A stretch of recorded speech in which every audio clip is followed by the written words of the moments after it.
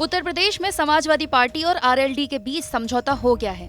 RLD प्रमुख जयंत चौधरी ने Samajwadi party अध्यक्ष अखिलेश यादव के साथ फोटो ट्वीट कर कैप्शन लिखा, बढ़ते कदम। वहीं अखिलेश यादव ने भी जयंत के साथ हाथ मिलाते हुए फोटो ट्वीट कर कैप्शन दिया, जयंत चौधरी जी के साथ बदलाव की ओर। बीजेपी के राष्ट्रीय अध्यक्ष जेपी नड्डा ने कानपुर में बूथ कार्यकर्ता सम्मेलन में विपक्षी दलों के परिवारवाद पर जमकर हमला बोला। जेपी नड्डा ने कहा कि बीजेपी में नेताओं की कड़ी है, लड़ी है, नेता ही नेता हैं, मगर वहाँ बाप और बेटा हैं। पहले चाचा को याद कर लेते थे, अब तो उन्हें भी नहीं करते। कहा कि बहुत लोगों ने अपने नाम के आगे किसान नेता लगाया, मगर किसी ने किसानों का भला नहीं किया। किसानों के हित में सोच रखने वाला सिर्फ एक नेता है, प्रधानमंत्री नरेंद्र मोदी। किसानों को सस्ती खाद मिले, फसल बीमा का लाभ मिले, उपज का मूल्य मिले, ये काम सिर्फ नरेंद्र मोदी ने किया।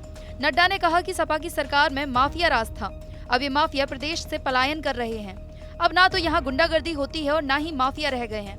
माफिया को कुचलने का काम योगी आदित्यनाथ ने किया है। योगी जी मोदी जी के आशीर्वाद से जो अन्न दे रहे हैं वो गरीब के घर पहुंचता है, इसको भी पूरा करने का काम हमारे बूथ के अध्यक्षों का है, उसको पूरा करेंगे। ये मैं आपसे निवेदन करता हूं।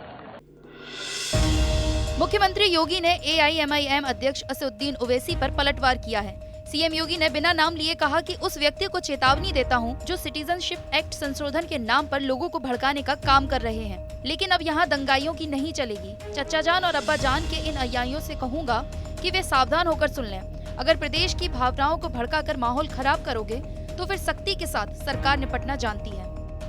आज यहाँ पर मैं चेतावनी दूंगा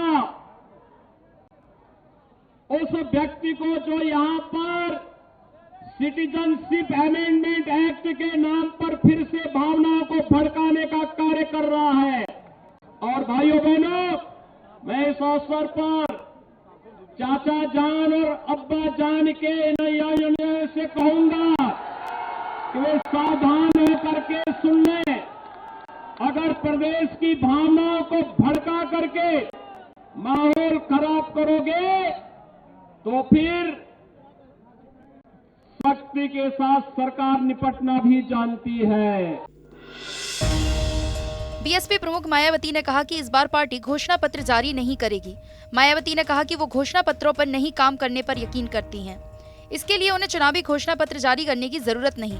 बीएसपी प्रमुख ने ये भी कहा कि आजादी के बाद यूपी में अगर विकास कार्य हुआ तो बीएसपी सरकार में हुआ। मायावती ने एक बुकलेट जारी की जिसमें बीएसपी के कार्यों को बताया गया है। बुकलेट में ये भी लिखा है कि जिन कार्यों को आज की सरकारें अपना बता रही हैं वो बीएसपी की देन है। मेरे ही कार्यों को वो इधर उधर उसके शेप बदल के वो तो उसको वो अपने कार्य दर्शाते रहे हैं, जबकि जो मैंने कार्य किए हैं तो मेरे ख्याल आज तक आजादी के बाद लंबे अरसे तक इधर कांग्रेस पार्टी पावर में रही, उसने भी नहीं किए, अन्य किसी पार्टी ने भी इतने कार्य नहीं किए हैं इतने कम समय में। पूर्व राज्यपाल अजीज कुरैशी ने ओवैसी पर करारा हमला बोला है। कुरैशी ने कहा कि ओवैसी बीजेपी के एजेंट हैं, उनको वोट नहीं देना चाहिए। अजीज कुरैशी ने कहा ओवैसी वोट देना पाप होगा। अजीज कुरैशी ने कहा यूपी में प्रियंका गांधी बहुत अच्छा काम कर रही हैं, लेकिन इस चुनाव तक उसका रिजल्ट नहीं मिल सकता।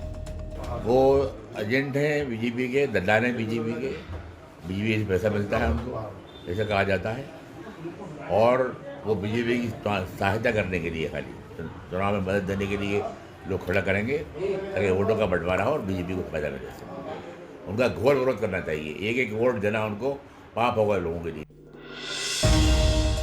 कांग्रेस एमएलसी दीपक सिंह ने अमेठी सांसद स्मृति ईरानी पर भेदभाव के आरोप लगाए हैं। कांग्रेस नेता ने कहा अमेठी का विकास नहीं विनाश हो रहा है। पिछले 7 सालों में कई बड़ी योजनाओं को वापस ले लिया गया है। अमेठी के साथ पिछले 7 वर्षों से जब से भारतीय जनता पार्टी की सरकार दिल्ली में बनी है, अमेठी के विकास पर लूट हो रही है। समाजवादी पार्टी के महासचिव राम गोपाल यादव पर किताब राजनीति के उस पार का विमोचन हुआ। मशहूर कवि कुमार विश्वास ने किताब का लोकार्पण किया।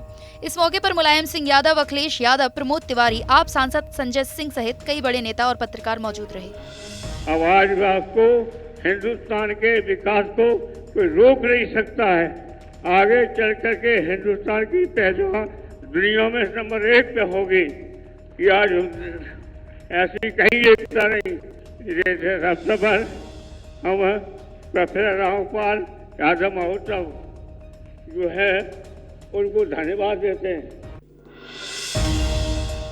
लंबे वक्त से 69,000 शिक्षक भर्ती में 22,000 पदों को भरने की मांग को लेकर अभ्यर्थियों ने विधानसभा के सामने प्रदर्शन किया।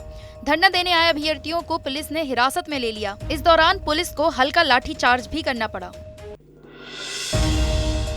यूपी सरकार यमुना एक्सप्रेसवे का नाम बदल सकती है। 25 नवंबर को जेवर इंटरनेशनल एयरपोर्ट के शिलान्यास के दिन पूर्व पीएम अटल बिहारी वाजपेयी के नाम पर यमुना एक्सप्रेसवे का नाम रखने का ऐलान कर सकती है। मायावती शासनकाल में बनाया गया था यमुना एक्सप्रेसवे। इसे ताज एक्सप्रेसवे के नाम से भी जाना जाता है।